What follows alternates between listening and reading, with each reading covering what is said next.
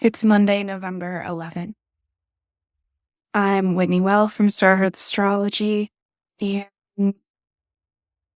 I am here to talk about the week ahead, to debrief astrologically about the week we just had, and to look into the complicated Taurus full moon that happens on Friday, November 15th. Obviously, last week was a big week. It was the election. It went a certain way. It had people feeling all kinds of ways, understandably, and signifies a global geopolitical shift that sets the stage for many of the intense things that happen astrologically in 2025. It was election day. I was having a session with a client who asked how I was taking care of myself during that. And I feel as an astrologer, it's easy in astrology to step outside of the present moment because you're watching larger things build. And then even as they break and come into fruition, you still get that sweet removal of watching history and the shifting of planet in this kind of pattern way. For me, part of understanding the election and soothing myself during it was understanding that no matter who wins the election, it doesn't change the astrology of 2025. It can look, obviously, it'll look different. We will still go through the same transits, which is also what I try and coach my astrology clients on too, which is things can be rough and frustrating, and you can't actually force your Saturn transit to be over. You can't do all of your homework early and turn it in and then be done. Transits are going to last as long as they last. And so stepping into a relationship with what is happening instead of resisting it creates the opportunity for a much deeper and much more interesting experience on the whole. So,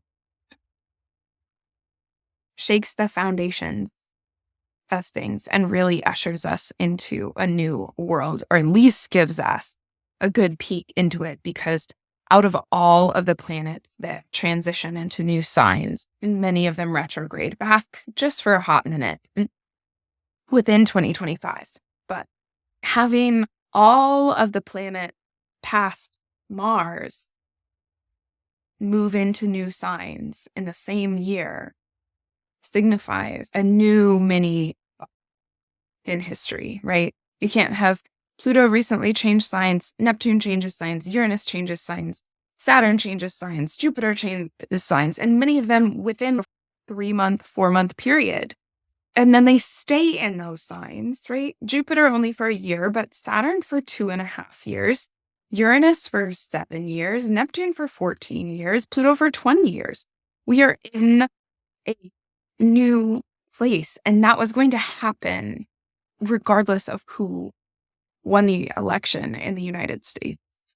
We don't get out of the conflict, and I'm not trying to minimize the impact of it, because there will be tremendous amounts of individual and collective suffering as a consequence of this. And that's not to say in any way, shape, or form that there wouldn't have been, but there are specific targeted groups that will suffer in increased ways because of what happened during the election. So to step into this present moment, right? One of the ways that we can ground ourselves when we're feeling overwhelmed, and one of the ways to combat anxiety, is to look at smaller sections of time, smaller pieces of tasks. And so that's what we do. Monday, November 11th, we have Venus moving into Capricorn. And Venus in Capricorn values hard work, values the long game, values the mastery of a skill. It's patient and committed. And that is what we are looking towards. We are looking towards the faith in our institutions to protect us or not. But that is where Venus is moving. She is in the realm of Saturn now, as she will be for all of Capricorn and then all of Aquarius. She's getting quite far ahead of the sun, right? This is one of these kind of rare times when Venus is 2 signs away from the sun. So bright as the evening star, if you go outside in the evening and look at her, because she will station retrograde in March in Aries. So she's getting quite far ahead of the sun. She moves into Capricorn, and we're faced with serious questions of what our values are and what we're willing to work for. Venus is not going to be flippant or fritter things away in her place in Capricorn. And there's a kind of contracting from the adventure exuberance of Sagittarius into the more somber, sober halls of Capricorn. And so we can have this sobering moment, this kind of gathering the pieces in, deciding and ranking what is most important to us so that we know in the next month for her journey through Capricorn what we're truly prioritizing. The moon also moves into Aries, and we're in kind of the biggest, busiest week of the lunar month, building up to that full moon. We're putting in a lot of work and a lot of effort towards whatever it's building up to. This is the full moon that corresponds with the Scorpio new moon we had, which was very complicated with Mars opposing Pluto at the heart of it. So now we've got the moon moving into Aries, catalyzing things. On Tuesday, the 12th, we have Mercury in Sagittarius in the shadow of its retrograde, glaring Saturn. And this is a kind of halt. This is a kind of wet blanket, not quite an impasse the way an opposition feels when you're in it, but a frustration of doubt, and I think of also exhaustion.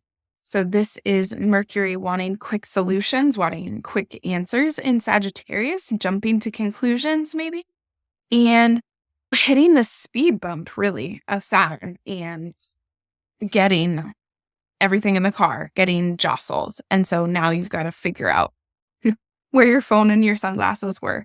And so it complicates how fast you can move forward. There's considerations that Saturn has about what is actually worth it. I think Saturn moving through Pisces has also brought us a lot of doubt in the things that we maybe intuitively have faith in.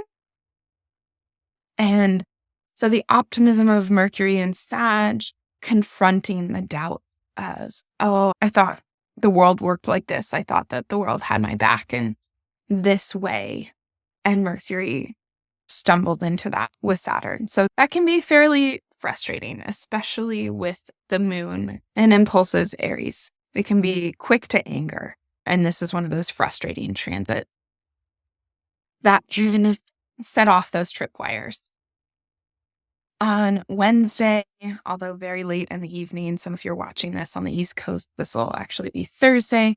The moon enters Taurus, where she calms down a bit, and even more so because in Taurus, she's ruled by Venus. She'll run right immediately into a trine with Venus and Capricorn, right? The Venus very reserved.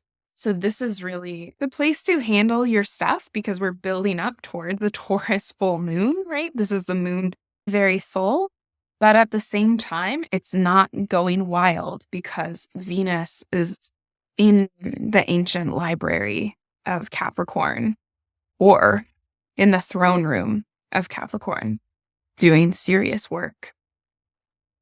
Yeah, that all kind of builds until Friday. On Friday, we've got a few things happening. We have Saturn stationing direct at 12, almost 13 degrees of Pisces. So Saturn has been moving backwards since the summer in the sign of Pisces and now is stationing. That signals a certain heaviness because we have this planet of obligation and limitation stationing in a place.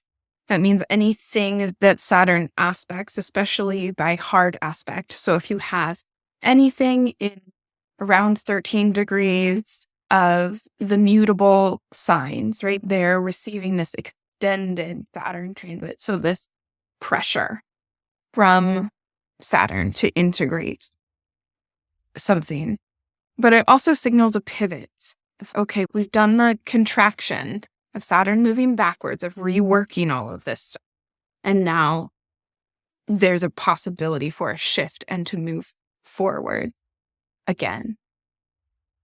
Now, our full moon, which actually perfects the middle of the day when we can't see it, but here in North America, our full moon visually will probably be both Thursday night and Friday night, but the exact full moon is midday on Friday.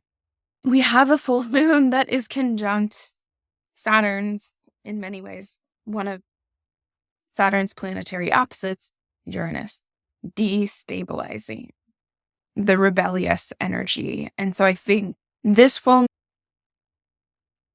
might be a good time to let off some steam and that rebellious, angry energy about things that are happening. It also is highlighting instability. And because it's in Taurus, we're talking about instability of our personal finances, of our sense of material security, of our climate, and how that's impacting the global economy and people's lives as well. So this is highlighting Uranus in Taurus. And it's one of the last lunations that we'll have with Uranus and Taurus, although Uranus will be back in Taurus during Taurus full moon.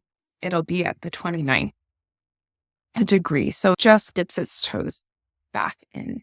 So this one fully illuminates the Uranian.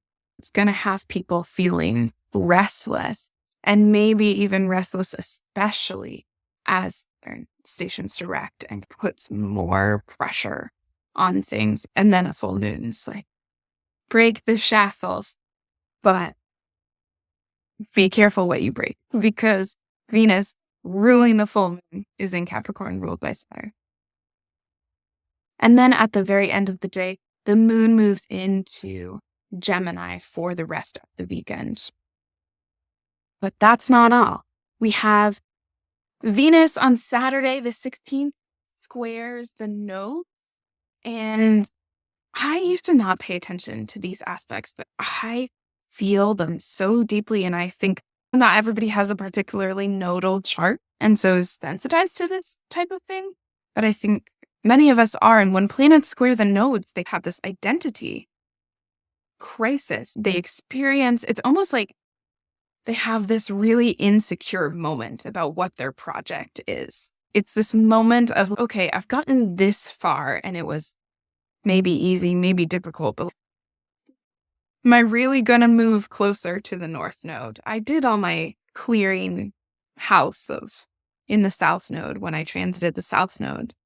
But now have I rested enough that it's time to pull back towards the more materialistic North Node in Venus's case. So that can be a moment of kind of crisis of values, crisis around relationships. And then at this also happening that day is the sun's exact opposition with Uranus. Don't think it's going to be too jolting after the full moon that was basically opposite Uranus. I think it just stretches out the full moon a little bit more in the full moon energy and the kind of sudden crisis of identity that can happen with the sun opposite Uranus. You figure out who you are, especially in a fixed sign.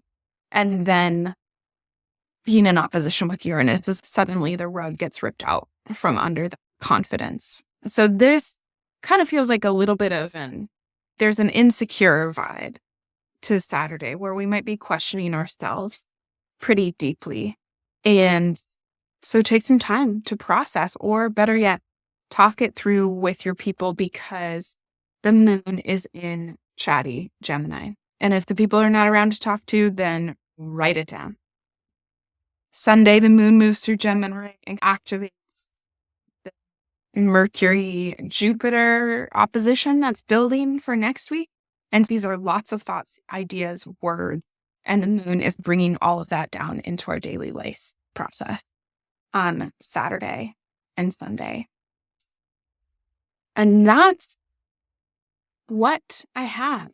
I hope you all are taking care of yourselves, staying present in your lives, taking care of the people that you love, and taking it all one step at a time. Looking ahead, next week, we see that Mercury-Jupiter opposition perfect on Monday. We have Pluto going back into Aquarius for the very last time. We've been talking about this transit for years because it has been happening for years, back and forth, but this is the last time. Sagittarius season begins, and you round out the week with the sweet sextile of Venus and Saturn. I will be back to talk to you about it then. Hang in there.